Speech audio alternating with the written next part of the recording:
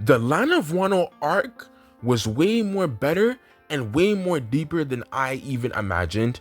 And my opinion on it has changed a lot because of one story, the 47 Ronin. Okay. And I didn't know about this story at first. Okay. Because I criticized the Land of Wano ending. I was like, you know what I'm saying? But over time, especially reading this story, has made me appreciate the Land of Wano arc a lot more.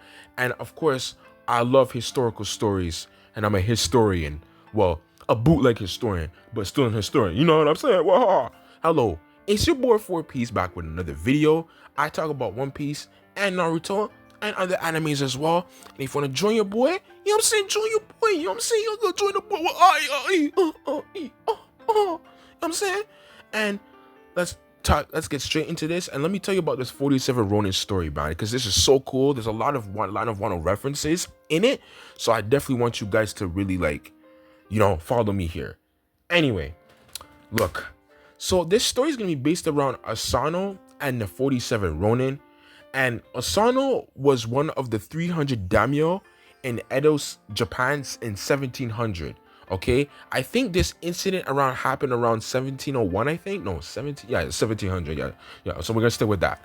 Okay, and basically one day, Asano and his partner Kamai, I think he was another daimyo, were tasked to hold a reception for some of the emperor ambassadors who were visiting the Edo's castle for the event called the Sankai Sanken Kotai, I think. That's how you say it. Basically, I don't know what the Sanken Kotai is. I think it's something about how the Shogun retainers are supposed to keep watch of the 300 daimyo or something, to keep them in check or something like that. I don't remember. But some of you guys could let me know. Anybody that understands Japanese culture, you guys could definitely let me know about that. But I'm not gonna lie, the name is cold as hell. Sanken Kota. That sounds like a samurai name in of itself. Like, fam, you know what I'm saying? Anyway, okay. Asano and Kotai needed lessons on how to do the reception, so they got a guy named Kira Yoshinuka. Like, he was sent by the shogun, I think, right, to learn how to do it. And remember, these are wealthy people. Samurai back then were very wealthy people back then. All right, but the problem was that Kira was not messing with the daimyo like that. He was a diva, and he was treating him like trash. Okay, and Kamai, he was not taking that disrespect. He did not like Kira, bro. He did not like Kira, and he wanted to kill him. And he even announced to his homies, like his counselors or whatever, like, yo, fams, well, I'm about to dun this man on and slide on this man, like, any day of the week. All right, but his own counselor, Kotai's own counselor, said, listen, I think we could find another way. And he ended up bribing, what's his name, Kira, into apologizing, saying, look, please don't do this, whatever. I gave you this much, please just don't. I saw him, and then he apologized to Kotai. But the thing was, Kira was still treating Asano like trash. Okay, and look, Asano was not taking it, man. Asano was not taking that, dog. All right, Asano was not taking that. And one day, what happened was that Kira told Asano to say, look, yo, tie my ribbons, fams. Tie my ribbons right now. Okay? And he tied his ribbons. Okay? And he kept insulting him. He's like, oh, you didn't tie my ribbons properly or whatever. And this is the alleged story. And then Asano got mad and sliced him, blood clot, in his face, right? But he didn't kill him. He tried to kill him, but he ended up scratching him, but before the guards could hold him back. So he couldn't finish the job, sadly. Okay, and Kira did deserve it. But the thing was, Kira was in a high-ranking position in Japan. He was like, I don't know his status I think he was just under the shogun or something. I don't remember. But when you assault somebody like that, it requires a very heavy punishment. And that heavy punishment was definitely not so good. Okay, so basically Asano crashed out. Okay, and Asano was told to commit seppuku, and doing that, he loses most of his clan. Okay, and would disappear, obviously, and samurai wouldn't have a master, and you would also lose his home and stuff like that. So basically, this guy had a disrespected death. Like, the guy basically had a disrespectful death. Okay, and it's kind of messed up. Okay, now seppuku is still like an honorable thing to do, and that's what, well, in Japan back then, that's what it is, right? If you guys don't know what seppuku is, it's when somebody themselves. Okay, so just anybody know that doesn't know understand what seppuku is. It's a very messed up tradition. I ain't gonna lie, that's kind of messed up. I ain't gonna lie, you know what I'm saying? But anyway, because of that, the 47 samurai, okay, you know, Asano, pretend Asano is basically Odin from Land of Wano arc. That's what I'm trying to get that emphasize to you. It's basically the same thing. Okay, Odin, he was trying to protect the villager or whatever, but he ended up getting killed. Okay, so that's where that thing comes from. Now, this is where we're gonna get some more similarities here. Okay, so after this, Oishi Kuranosuke Yashito. I don't know how to say his name. Please forgive me. Anybody Japanese here that's watching, please forgive me. Have mercy on me. Okay? It was the leader of the 47 Ronin, and he was actually the main principal counselor of Asano. So Ayushi Kamasuke is basically Kinema. He's basically Kinema of this story. Okay? And Akira, of course, he knew something was gonna happen, but he thought it was gonna happen sooner. Which he thought that the 47 Ronin, like, you know, the samurai, they're not gonna let this slide. They're gonna try and kill him. It's like, yo, you killed our leader, fams. You know, you took our clan away. So he boosted up his security, okay? Because, you know, he a diva. You know what I'm saying? I need all that security. Oh my god. You know what I'm saying? Right? And the Roman was like, the Romans was like, okay, Kira is boosting up his security, okay, but if we want to kill him, we have to make sure that this guy lessens his guards and stuff. So what they did was that they pretended to be regular civilians and ease into regular civilian life. That means be carpenters, be stuff, fix the roads and paintings and stuff. Just live an easy life and make it look like there was no threat. You know, they didn't want to be targeted, whatever, because Kira also sent spies to spy on them, and so that they could report back to Kira and be like, yo, this man's here is doing this, and that. Okay? And Ayoshi took it to a whole new level. And remember when I said they took 2 years, remember the 9 scabbards? They took 15 years. They settled into the regular life. The 9 scabbards chilled out. They said, yo, listen, we're gonna slide on Kaido, but we need to chill. We need to relax. We need to not do anything crazy. And we're gonna have to wait until the day of prophecy comes until we can kill off Kaido. So the same thing here. Then Ayoshi, this is where the Odin reference comes in.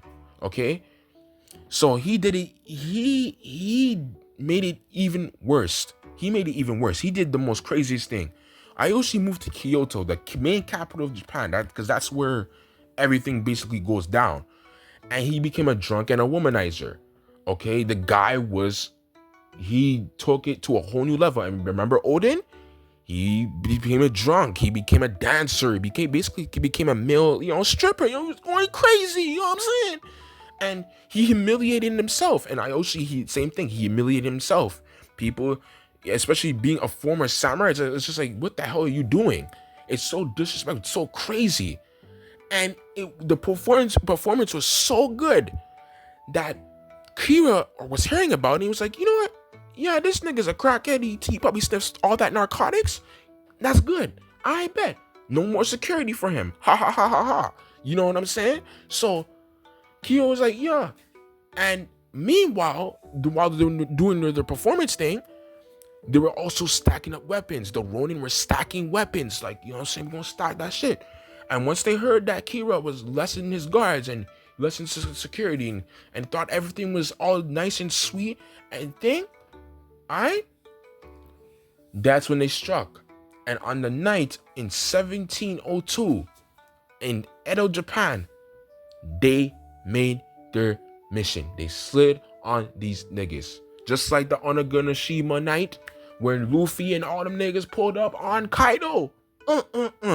So before they went to the raid, they had a nice dinner, had a nice outing. Apparently they had like a last dinner, last supper, basically, you know, like Jesus, you know what I'm saying, the last supper, or basically the Land of Wano. If, like this example, the Land of Wano, they always have their yearly banquets in there. Most beautiful things I've seen, not gonna lie, look very beautiful.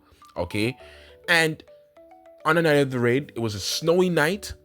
Okay, it was a very snowy night.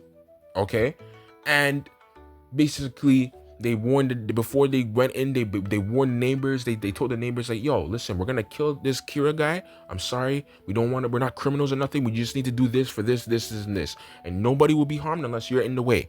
Okay, and everybody agreed. The neighbors agreed because they did not like Kira as well. They did not respect this guy. They hated this guy. Okay, and so fast forward, they pulled up on Kira. They had arrow archers over the buildings and everything, so that way nobody could escape. They had two different groups on two different sides pulling up on Kira. They took out, I think, over 16 samurai and wounded 23 others. And then they found Kira hiding in some sort of courtyard. They caught him lacking. They said, yo, listen, I still have a bit of respect for you, so you can commit seppuku right here, right now. Okay? Because that's considered an honorable thing in Japanese culture back then. Okay? And Kira, he was a punk. He was like, no, I don't want to do it. No, but like, to be honest, like, who would want to slit their own guts out? And that's kind of crazy. I'm not gonna lie, right? So it's like, you know what? I'm not gonna waste any time. And then they chopped off his head, and they took his head, and they brought it to their master's grave, Asano's grave, and they said, this was for you, whatever. And they end up submitting themselves to the shogun, the shogun themselves, and the shogun and then sentenced them to death. Okay, but the thing is that they can have an honorable death, so all the 47 ronin committed seppuku. That's what it said, and that is, to me, one of the most beautiful stories because it's based off of a true story.